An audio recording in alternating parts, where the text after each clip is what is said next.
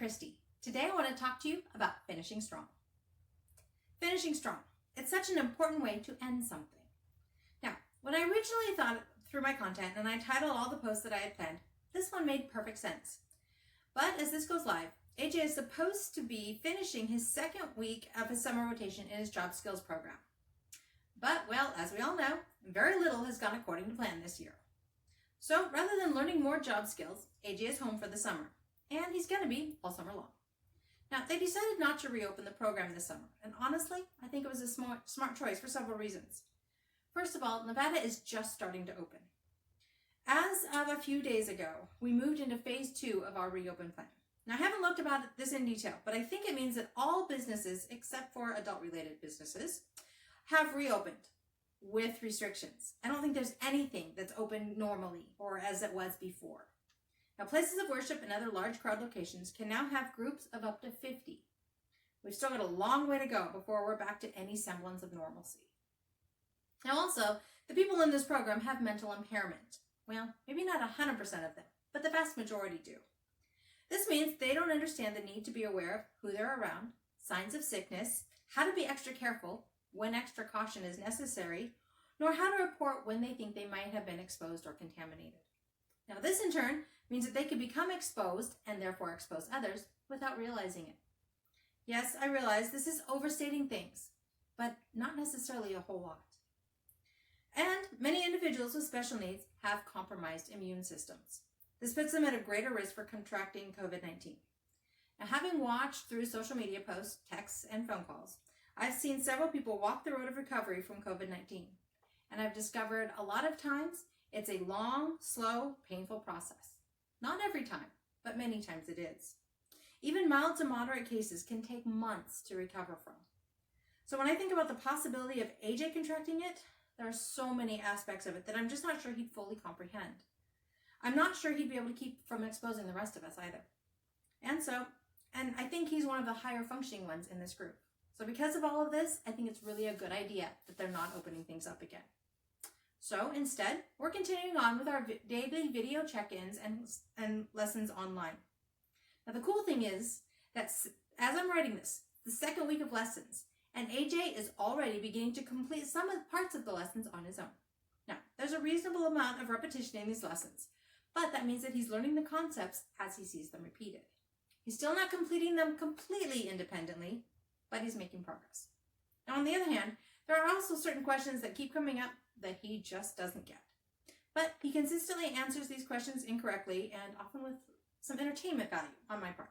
For example, one of the lessons talks about getting the job as a dog bather. Now, AJ doesn't like dogs at all. So he's really not interested in this job. But it asks how he could learn the skills he needs to be a dog bather. No clue. So I asked if he could practice on our cats. Yeah, he thought that was a good idea. So we put that down as his answer. Now in reality, I don't want to try and give either of our cats a bath. But, whatever. It's an answer, and it makes sense to him. And it shows his instructors or supervisors or whoever's looking at the answers to this what level he's functioning at. Maybe more importantly, it's truly his work. I've always been a firm believer that the boys need to do their own work to turn in. So he's obviously doing his own work here. And I get some laughter and entertainment in the process. Not seeing a problem here. Now on a different note, it was really cool today to have a supervisor call me to see if AJ could get in on an extra class because one of his friends wanted to talk to him. Sure, we can do that. It's quite entertaining to listen to AJ and his friend talk. And listening in on a conversation with someone with special needs is always entertaining, at least when there's some level of mental impairment involved. They get social interactions, but not quite. And then the tangents that are followed, they're even more entertaining. But the best part is watching AJ with his friends and seeing him enjoying them, even if he can't do it in person. Now, while the conversation was short, like less than 10 minutes, he was fully engaged in it, unless I made a comment to distract him, and he participated to the best of his ability. Even better, the supervisor wants to try and get everybody in tomorrow at the beginning of the meeting so that they can all talk and catch up with each other. Yeah, I'll be making that extra effort so that he's online on time to make sure he has more of these kinds of interactions. So, do I think this title of Finishing Strong still applies? Absolutely.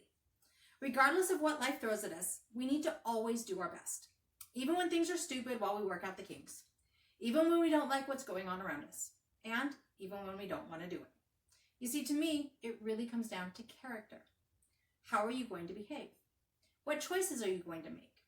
When things don't go your way or how you expected, are you still going to do the right thing? These are the questions that truly matter. They're questions that I've been asking Sean for years, harping on him, really, trying to drill them deep into him.